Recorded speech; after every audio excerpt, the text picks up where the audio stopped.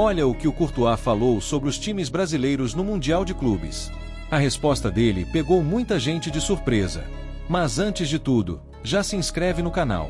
Depois da vitória do Real Madrid por 1-0 contra a Juventus, que garantiu os espanhóis nas quartas de final do Mundial de Clubes, o goleiro Courtois foi direto ao ser questionado sobre os sul-americanos, especialmente os times brasileiros.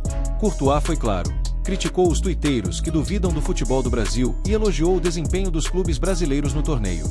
Ele deixou bem claro, o domínio brasileiro no Mundial não é novidade nenhuma para quem entende de futebol de verdade. El nivel del Mundial de Clubes, opinión sobre el nivel, muchas sorpresas y te sorprende la performance de los brasileños. No, porque nosotros que conocemos el fútbol nunca hemos dudado del nivel. Obviamente si crees a 4 tuiteros que piensan que el nivel es una mierda, pues te equivocas, pero la gente que entiende de fútbol sabe que los equipos brasileños son buenos, que Al Hilal es un gran equipo, que Monterrey hoy puede ganar perfectamente al Dortmund y no que los equipos europeos somos los mejores. Pero al final es así, el nivel es alto y eso se demuestra cada partido. Y creo que hay muchos partidos buenos, interesantes de ver y nosotros tenemos que seguir trabajando bien para ojalá llegar a la final. Você pensa que o Real Madrid está pegando aí a ideia do Xabi Alonso cada vez melhor, jogo após jogo. Você concorda com isso? Sim, claro. Quando você tem um novo técnico, você precisa de jogos para melhorar e saber mais o que ele quer. E hoje a gente se preparou para a Juventus um pouquinho mais ofensivo, tentando pressionar e eles andaram para trás.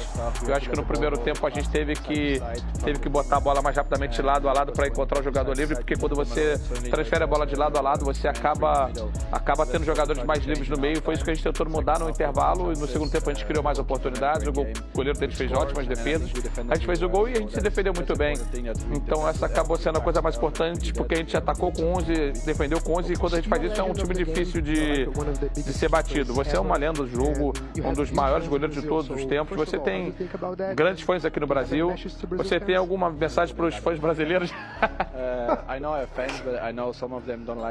Eu sei que alguns não gostam de mim por conta da Copa do Mundo de 2018, por conta do confronto contra o Brasil na Copa.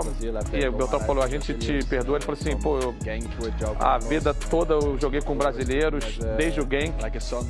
Eles sempre me trataram como um filho e agora eu tenho outros brasileiros no vestiário. Eu fui para lá na Copa de 2014. Eu acho que eu realmente deveria voltar para visitar e, pô, muito obrigado pela torcida de sempre. Obrigado.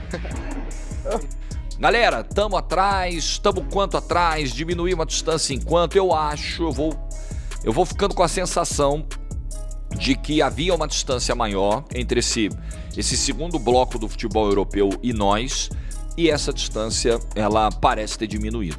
E eu acho que tem duas explicações aí que a gente vai precisar desenvolver melhor e que podem, né, determinar o que houve aí nessa mudança. Acho que houve uma melhora do nosso lado, sem dúvida. Houve uma melhora, a Liga Brasileira melhorou, mais jogadores de bom nível pisam por aqui, nossos gramados melhoraram e aí, evidentemente, você tem uma melhora nisso. Investimentos, acho que nem é o caso assim do Fluminense, né? O Fluminense tinha a menor folha entre todos os que se classificaram para as oitavas de final. O Fluminense não tem um investimento poderoso. O Fluminense não fatura hoje na casa de bilhão como o Flamengo e Palmeiras. O Fluminense não é uma SAF de um dono bilionário como é hoje o Botafogo, como é o Cruzeiro, por exemplo, né? Que está se acertando aos pouquinhos. Mas de qualquer maneira, houve uma injeção de dinheiro maior no futebol brasileiro, eu acho que isso ajudou. O domínio na América do Sul não é por acaso, a gente ganha Libertadores todo ano, desde 2019, só tem brasileiro ganhando, e várias dessas finais somente brasileiras, como a última, por exemplo. Eu acho que isso mostra também, né, esse crescimento. O Brasil está centralizando, o Brasil está comendo o bolo de dinheiro do continente, e ele tá ficando gigante, cada vez maior dentro do continente. Não tá sobrando nada para argentino, para uruguaio, para chileno, colombiano, nada. Tá sobrando nada. Que o Brasil, o de cima sobe e o de baixo desce. É a musiquinha lá das meninas. Então, é o Brasil. Quanto mais ganha, maior fica, mais poderoso fica e mais consegue encarar a galera de fora. É uma possibilidade. Parece que esse caminho tá acontecendo. E o segundo fator, que não pode ser ignorado, que é parecido com esse aqui.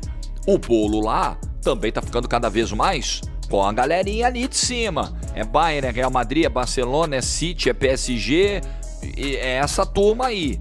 E quanto mais essa turma ganha, quanto mais dinheiro essa turma tem, porque aí tem Catar, tem Emirados Árabes, tem não sei o que, tem Arábia, os cambal, né? A Arábia chegou lá no Newcastle com força. Quanto mais essa galera vai concentrando dinheiro, mais a outra galera vai se descolando deles. Só vai entender o tamanho da distância, a gente só vai entender em que condições essa distância se dá hoje, qual é o nosso real nível, se tem condição de encarar ou não, se a gente enfrentar eles, meu Deus do céu. Veja o grande benefício que esse Mundial de Clubes vai trazer. A gente pôde observar, a gente tem material de comparação, a gente tem como fazer uma análise com enfrentamentos reais, não hipotéticos, reais, entre nós e eles. Então, fica mais precisa a nossa análise, ou pelo menos aumenta a nossa chance de acerto, de precisão, porque a gente tem substância agora, a gente não tinha. Aí as pessoas ficaram chocadas, nossa, nós caímos para Croácia e Bélgica. Meu Deus, né? Não sabia que estava tão feia a coisa. Ué, a gente não se media contra eles. A gente passava ciclos de 4 anos jogando contra Bolívia, contra Peru, contra Venezuela, só. Tem que jogar contra eles, obrigatoriamente. Como eles lá na Europa, tem que jogar contra Luxemburgo, San Marino, Liechtenstein. Tem, verdade. Mas eles também conseguem se medir contra seleções fortes. E a gente aqui geralmente consegue se medir contra a Argentina. Aquela data FIFA de março de 24, a estreia do Dorival, Espanha e Inglaterra, um aborto da natureza, perto do que tem sido os últimos ciclos da seleção brasileira. Então é importante jogar contra os caras. Como é que a gente vai saber se a gente não testar? Foi muito importante esse Mundial para isso. Claro que vai provocar algumas análises mais exageradas, muito otimistas, ok, normal, cada um vê da sua forma, cada um enxerga o jogo da sua maneira.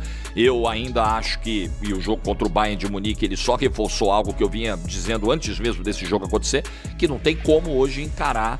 A gente tenta, nós pegamos o melhor time do continente, que é o melhor elenco, mais caro, mais promissor na temporada, Flamengo, melhor da América do Sul, ok. Foi lá, tentou encarar o Bayern de Munique, não deu pro cheiro.